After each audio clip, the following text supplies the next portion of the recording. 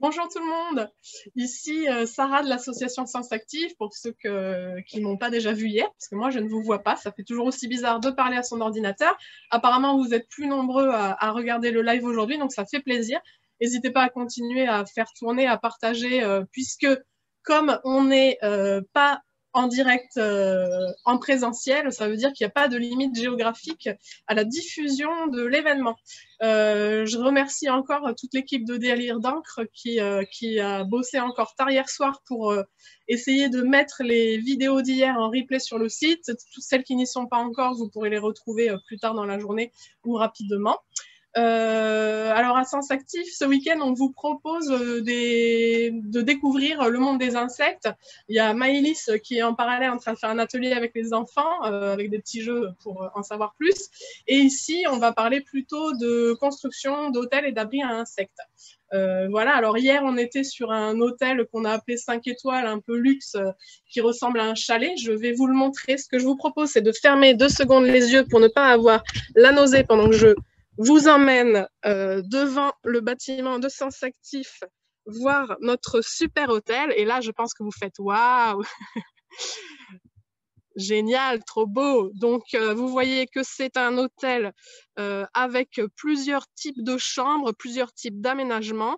Merci à Freddy et à Ben qui ont bricolé hier pendant la matinée. Et nous avons ensuite fait le remplissage l'après-midi. Vous avez certainement suivi avec nous et pu découvrir quel insecte aime quel type de matière et quel type d'abri.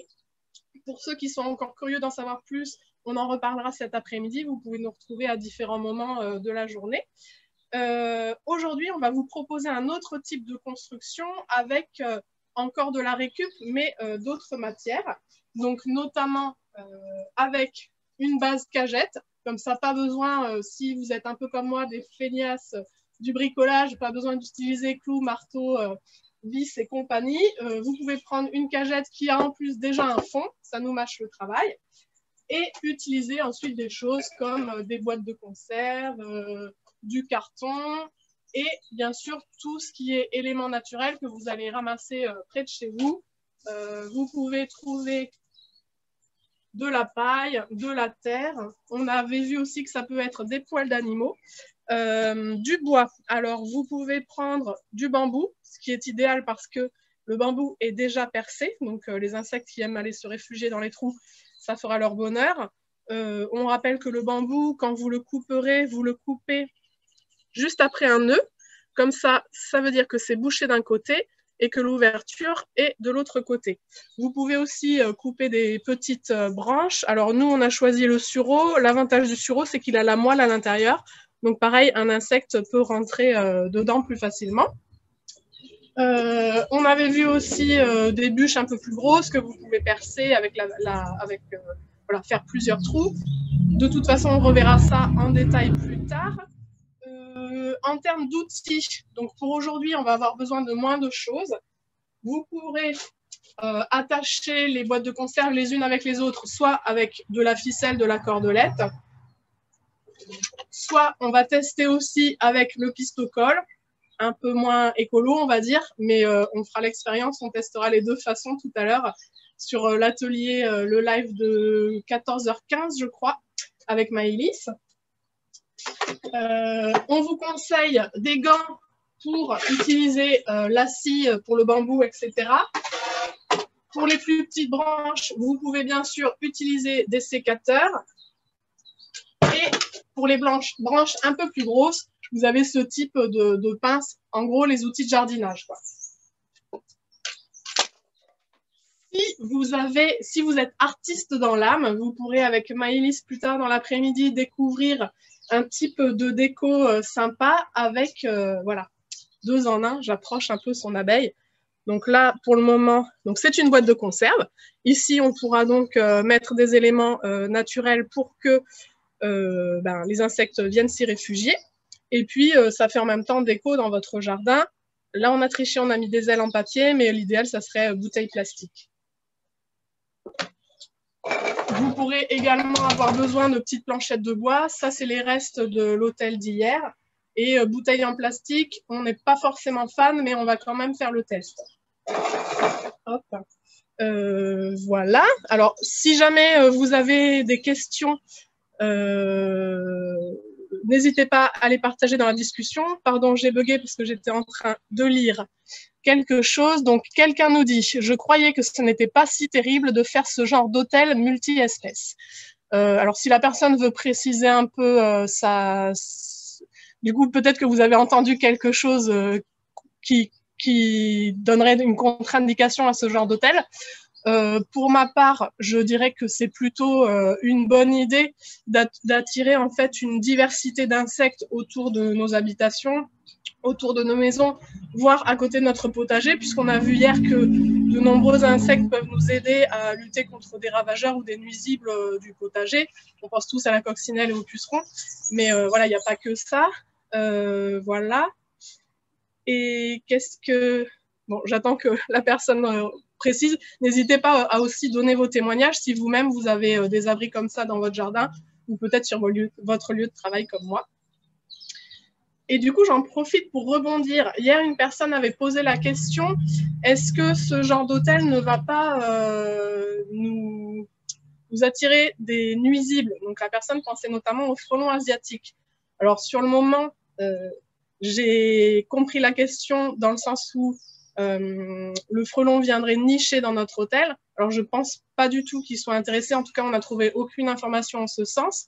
Mais peut-être que ce que voulait dire la personne, c'est que notre hôtel allait être un peu un garde-manger pour le frelon asiatique. Alors ça peut être une possibilité, bien que le frelon chasse plutôt en vol et que notre hôtel n'attire pas que des insectes volants. Voilà, et si vous mettez en parallèle une ruche d'abeilles domestiques, là il va y avoir beaucoup de nourriture pour le frelon, donc il va plutôt être attiré par les ruches, c'est pour ça que ça pose problème. Et du coup, ça me fait penser qu'on est pile dans la bonne période pour lutter contre les frelons asiatiques, puisque à la sortie de l'hiver, donc sur cette période-là, les reines fondatrices, elles sortent de terre où elles ont passé l'hiver, à l'abri au chaud, et elles vont aller fonder du coup la colonie. Donc, vous trouverez sur Internet des tutoriels pour faire des pièges. J'en ai un en tête qui me vient. Il y a eu encore un article sur la Dépêche il n'y a pas longtemps, là, courant du mois de février. Vous prenez une bouteille plastique que vous coupez en deux. Vous savez, vous retournez la partie pour que ça fasse un peu entonnoir. Ça ressemble au piège à guêpes qu'on fait parfois l'été quand on mange dehors et qu'on en a marre qu'elles viennent nous piquer nos bouts de saucisse ou nos tartines de beurre le matin. Du coup, c'est des pièges qui ne les tuent pas forcément. Vous savez, vous mettez du sirop, quelque chose de sucré au fond, et donc ça les capture parce qu'elles ne peuvent pas ressortir, elles ne retrouvent pas, elles n'arrivent pas à passer par le bouchon de la bouteille. Vous voyez, la bouteille est comme ça, avec du coup une autre demi-bouteille ici, et donc elle ne peut pas ressortir. Autant elle a pu rentrer qu'elle ne pourra pas sortir. Vous allez me dire qu'il serait très bête de capturer tous les autres insectes, notamment les abeilles et les guêpes, à cette période-là. Donc en fait, le piège spécial frelon, ce que vous faites, c'est que donc, sur cette partie de la bouteille que vous allez mettre en bas, vous pouvez percer des trous assez grands pour que tous les insectes sortent et trop petits pour que les frelons sortent.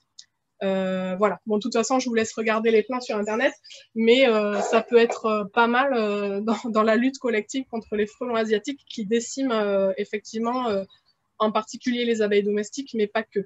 Je m'approche de l'écran parce que, alors voilà, la personne nous dit « J'avais juste lu qu'il était préférable de faire plusieurs hôtels spécifiques en visant par exemple les coccinelles, en visant les abeilles solitaires, etc., qu'un seul hôtel XXL regroupant toutes les espèces. » Alors, c'est possible. Comme je vous disais hier, je ne suis pas une spécialiste. Je découvre au fur et à mesure de mon parcours et j'apprends à faire des nouvelles choses. Gardez toujours l'esprit critique. Je n'ai pas la prétention de vous dire la vérité aujourd'hui. Pour vous dire, on a construit du coup un hôtel à sens actif ce week-end, donc on n'a pas encore l'expérience de notre hôtel. Il y a probablement un effet un peu esthétique. J'ai envie de dire que cet hôtel, il ressemble un peu à la vision que nous, on a d'un hôtel. Donc, c'est vrai que on peut mettre plusieurs abris. Voilà, je ne peux pas vous en dire plus, en tout cas moi, sur l'effet plus à long terme. Mais vous pouvez suspendre avoir sur les bords de balcon spécifiques à un type d'insecte, effectivement. Si quelqu'un d'autre veut enrichir, si quelqu'un d'autre veut enrichir la discussion sur ce sujet, n'hésitez pas. Je crois que je suis à la fin du temps prévu, ou quasiment. Donc, j'avais mal démarré mon chrono. Du coup, n'hésitez pas à continuer vos commentaires, vos questions, à partager l'événement. Et nous, on se retrouve donc 14h15 pour bricoler notre fleur boîte de conserve qui sera du coup multi-espèces. Et vous pourrez aussi donc faire d'autres types d'hôtels plus tard dans la journée. À bientôt, merci.